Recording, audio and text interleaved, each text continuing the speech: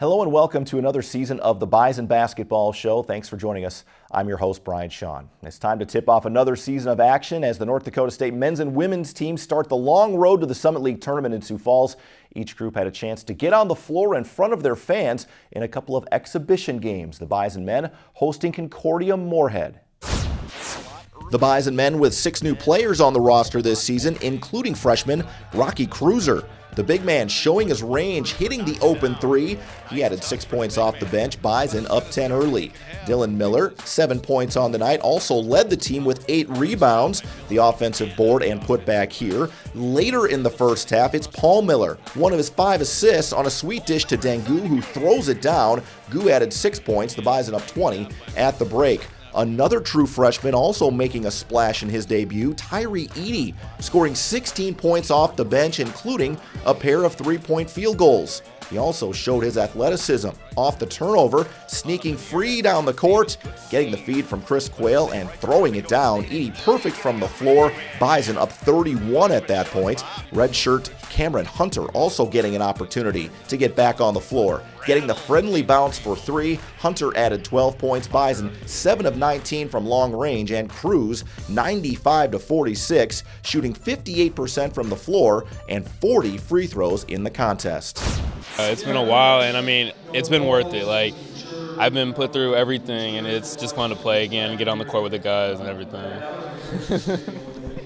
It's always been a dream of mine since I was a little kid, just to get out and play in front of all these fans. And I mean, what other place to play than Bison, where all the fans just care about the sports, and it's just a great feeling. You know, you have nerves when you first come out here, first get out there, bright lights, everyone's watching. But you know, after the first shot fell, it's kind of just like play basketball. I did my part and just play myself in the offense, and shots fell tonight.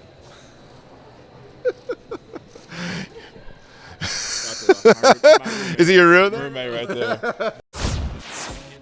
The Bison women hosted Minnesota Morris at the Shack in an exhibition. One of the new faces on the roster, Marina Fernandez, made the start and hit an early 3 to put the Bison up. In the second quarter, Kennedy Childers would come up with the steal and take it all the way back in for a lay-in. She added 8 points off the bench, the Bison building a 7-point lead. Later, Sarah Jacobson left open on the wing for 3. She added 7 points. NDSU took a 4-point lead into the locker room, but the Bison would explode in the third quarter. Taylor Thunstedt buries the long triple with the shot clock winding down. She had a team-high 13 points on 5 of 11 shooting. NDSU would pull away midway through the third quarter. Freshman Danica Vagley with the nice pass to a cutting Autumn Ogden for the lay-in. Freshman Macy Quilvang also added 11 points and 6 rebounds, including this long jumper, part of a 17-0 Bison run, and the herd would roll 81 to 56 the final, outscoring the Cougars 55-24 in the second half, forcing 23 turnovers. And at the beginning, we all came out a little bit nervous. It's a first game, crowd, you know. But I think that it was pretty fun, and it was fun to like play, and we've been practicing for like a month and a half, and it's always good to just like show to other people what we've been working on. Those early game jitters are always going to be there. Like I said, before the game I had those little butterflies in my stomach, but we all laughed it off and we're like, we're going to get this one, and we played hard and it showed. Both teams now gear up for the regular season coming up this weekend. Stay with us as we check in with the 2 head coaches, David Richman and Maren Walseth, to get their thoughts on the road ahead. That's next on the Bison Basketball Show.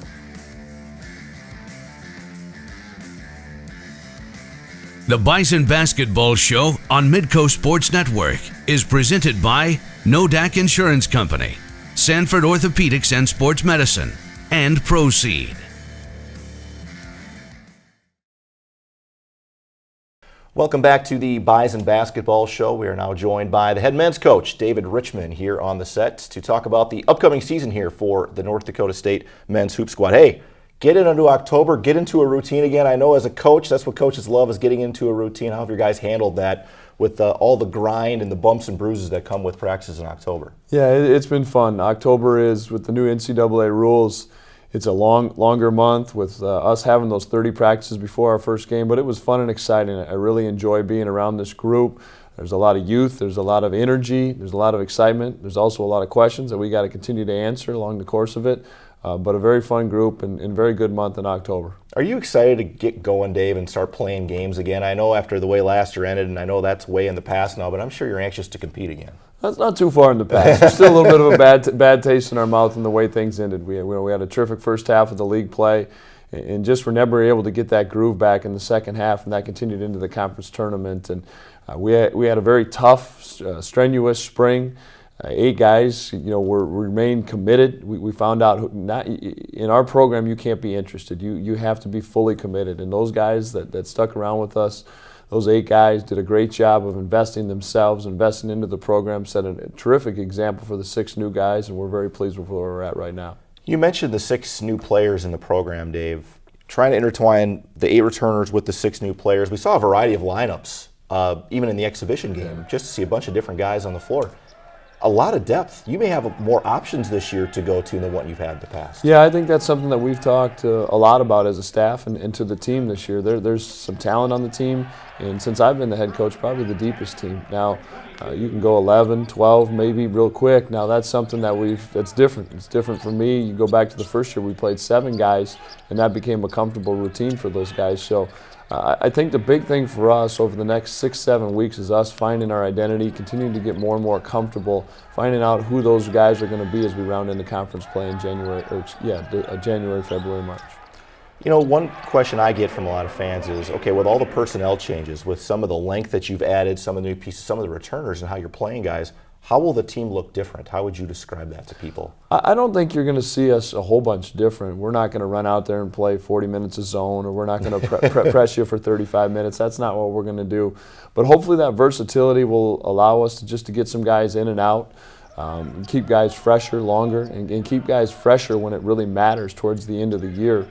We need to get back and focus on our identity of being a team that really defends, takes care of the ball, and rebounds well. I think we're starting to defend better. We're rebounding at a pretty good clip here in practice. We've got to do a better job. It's like you'd expect with some youth and excitement. The balls, we're trying to swing for triples and home runs instead of just hitting singles and bunting guys around, so to speak. I hear you. You talked about the youth, and with that comes some new freshmen that you have in the program. Some are very talented. We saw that in the exhibition game.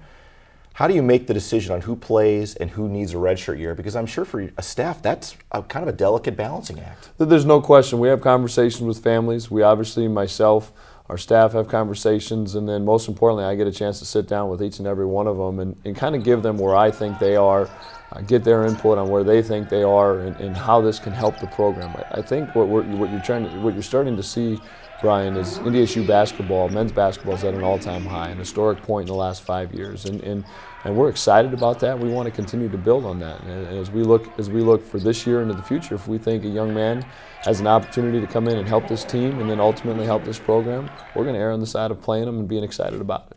I know one thing you do early in practice is you try to set this mentality of toughness and you put your guys through the grind, and it's not easy. With that comes some soreness, some injuries, some guys getting beat up. You guys were beat up a little bit in October. How's the health moving forward? I know A.J. Jacobson's a little touch and go with the foot right now. No, there's no question. I think that's that fine line. If you don't have a few injuries, are you really practicing hard enough? And at the same time, fortunately for us, unfortunately we're banged up. Fortunately, it wasn't anything catastrophic for the year. And a guy like Jared Samerson had a cracked rib, missed 2 or 3 weeks of practice. Ankles here, bumps, bruises here and there. Again, trying to have a big picture perspective, we maybe held those guys out a little bit longer than we would have, an extra day or two. AJ's still questionable for our first game. We'll see. Just trying to get him worked back in.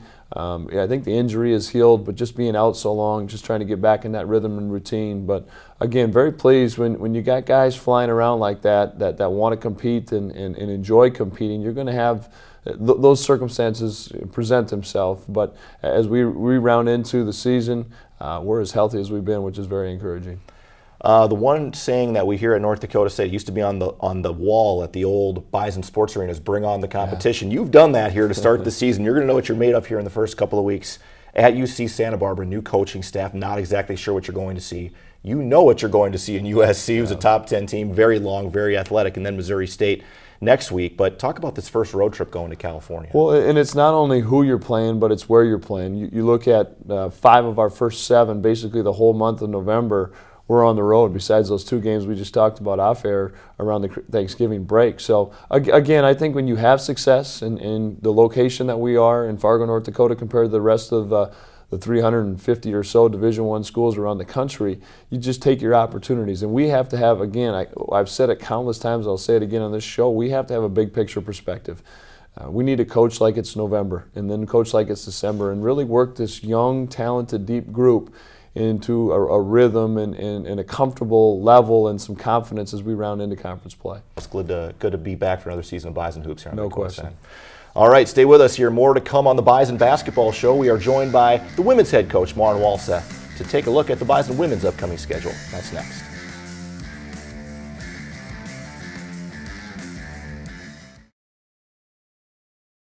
Welcome back to the Bison Basketball Show. We are now joined by Maren Walseth, the head coach for the NDSU women's hoop squad.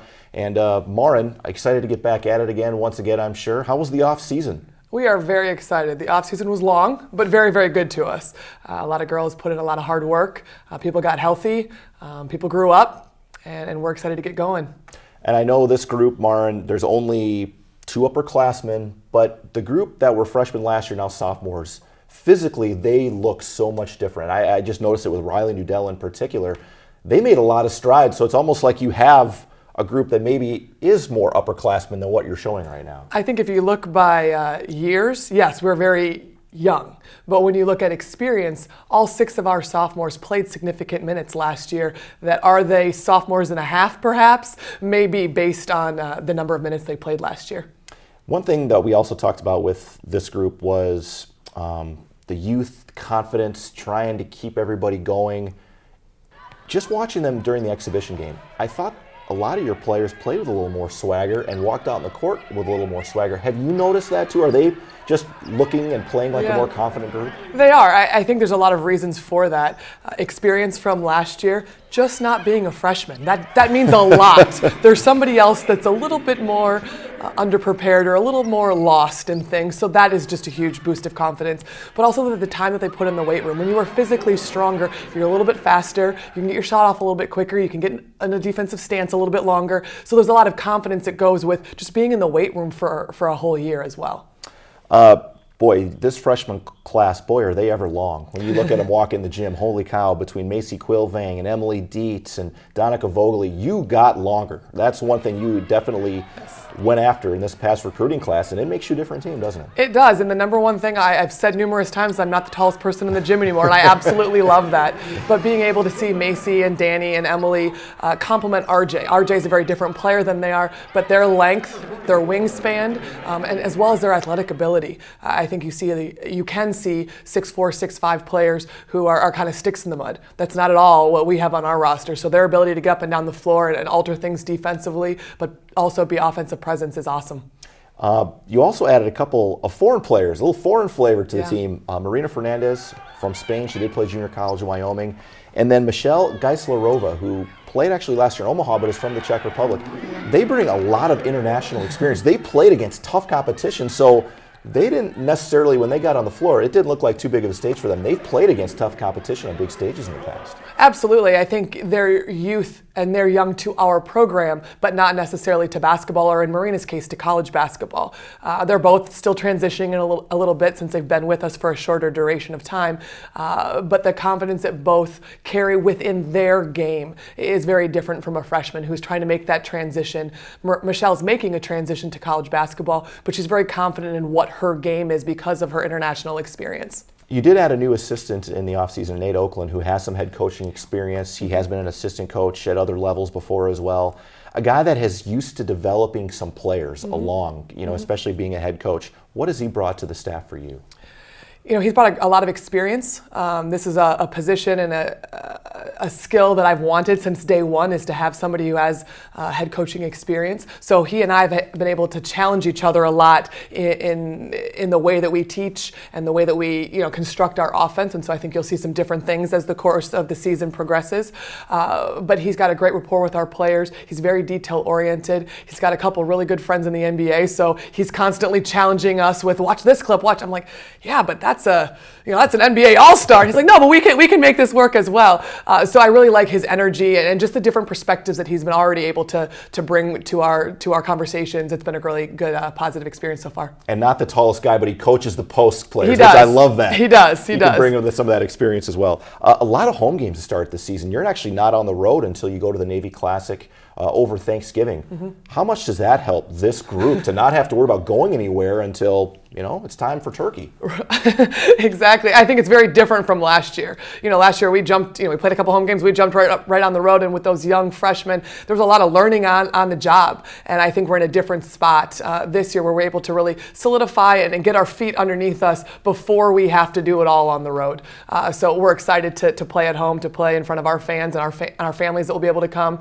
I think it'll be a good time. Mayville State on Friday night, and then the New Jersey Institute of Technology on Sunday. That'll be the first 2 games here for the Bison women. Maren, thanks always for the time. Thank you so much, Brian. All right, we'll see you next week. Stay with us. More to come here on the Bison Basketball Show as we take a look at the recruiting classes for each of these Bison men's and women's squads. That's coming up next.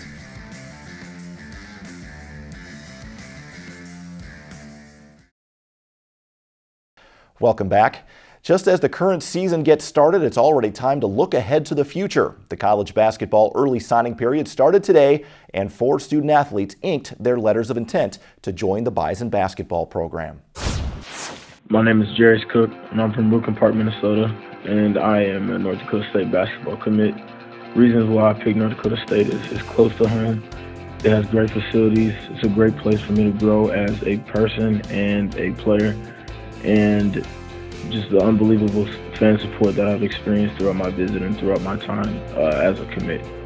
Go Bison. Jerry's is an explosive athlete. Probably something different than we've experienced here, especially on the wing in the last couple of years. So really excited that standpoint, and really can get going shooting the ball too. And with that athleticism that he has, that to me translates into how we do things. Defending, rebounding, taking care of the ball. Jerry has the ability to do all those things at a high level. Hey guys, I'm Jackson Nutek from River Falls, Wisconsin, and I committed to NDSU because I love the coaching staff and the diversity in the way that their personalities are. I love the players, got to know them a little bit on my official visit. Just the overall feel of NDSU just was amazing. I loved it the first time I stepped on the campus. It all felt right. So thank you very much. God bless, and go Bison. He's a legit 6'5", probably closer to 6'6", and I mean one of the purest strokes that I've seen. A guy that's just 2 feet up, 2 feet down, sticks and holds that follow through. The other thing that's pretty sneaky about him too, with some of that extra length, is he's pretty explosive and long around the rim too, and go up and have some highlight finishes for our fans to see. What's up, everybody? This is Vinny Shahid from Minneapolis, Minnesota, and I'm committed to NDSU to play basketball next year. A couple of reasons why I decided to commit to NDSU to play basketball was, one, the relationship I had with the coaching staff. I think Coach Olsen and I and Coach Dave Richman and I built a crazy relationship in a short amount of time, and I really respect the guys and the way they do their jobs. 2 was the atmosphere, the campus, the facilities, and just the love that the city of Fargo shows to North Dakota State sports, and I really want to be a part of something special like that. I'm so excited to get on campus and put that Bison on the front of my chest, and I can't wait to put in so much hard work for the city of Fargo. I'm excited to get there, and go Bison. And I think the word that goes with Vinny really quick is he's a winner. It's at Hopkins, they won a state championship. They're doing some great things at Western Nebraska. Him and Coach Ferring are there, and just really excited to see. He's going to have some challenges here as he continues to adjust to a different level, and there's going to be great competition on the roster within. But Vinny's a guy that just understands that point guard position, just a great communicator, a guy that understands is hopefully that extension, like I think he will be, that extension of our coaching staff out onto the court. Hey y'all, my name's Reagan Hewen and I'm a senior from Canyon Lake, Texas. I am committed to play basketball at North Dakota State, and some of the reasons why I decided on NDSU are that the coaching staff and the players that they've brought in, they're just awesome people. I loved meeting everyone on my visit. Being in Fargo, I really got to see how Fargo supports its athletes and how Fargo supports NDSU. And it's just a one-of-a-kind place. It's a one-of-a-kind town. I felt at home there from the second that I stepped onto campus. And I'm just really excited to get up this summer and start workouts with my team, get on the court with these girls. And I am just excited to join the Bison family. She's not somebody that we had our eye on for a very long time. But when she did, make herself available to us, learning about her, kind of what her desires were for her college experience, and then also her skill set and what we lose in Taylor Thunstead to graduation, made it a very natural fit to continue to kind of get to know each other and go through the process. And then obviously being able to visit with her and have her on campus really solidified the type of person that she was in our minds, and that's to me the biggest thing. Both the Bison men and women each have one scholarship remaining if they choose to bring in another player for the late signing period in April. Stay with us, more to come here on the Bison Basketball Show as we take a look at the upcoming schedule for both squads moving forward. The Bison Basketball Show on Midco Sports Network is presented by NODAC Insurance Company, Sanford Orthopedics and Sports Medicine, and Proceed. Back to close out our season opening episode of the Bison Basketball Show, and our live coverage of NDSU hoops continues this weekend as the women host Mayville State to open their regular season on Friday at 5 p.m. before the New Jersey Institute of Technology comes to Fargo for a non-conference tilt at 1 p.m. Both of those contests can be seen on Midco Sports Network. Meanwhile, the NDSU men play their first 3 games on the road, starting with UC Santa Barbara on Saturday at 3 p.m. before heading to Los Angeles to take on 10th-ranked USC. That's a late tip against the Trojans on the West Coast at 10 p.m. Central Time. We will recap all the action next week. Thanks for joining us on the Bison Basketball Show. We'll see you next time.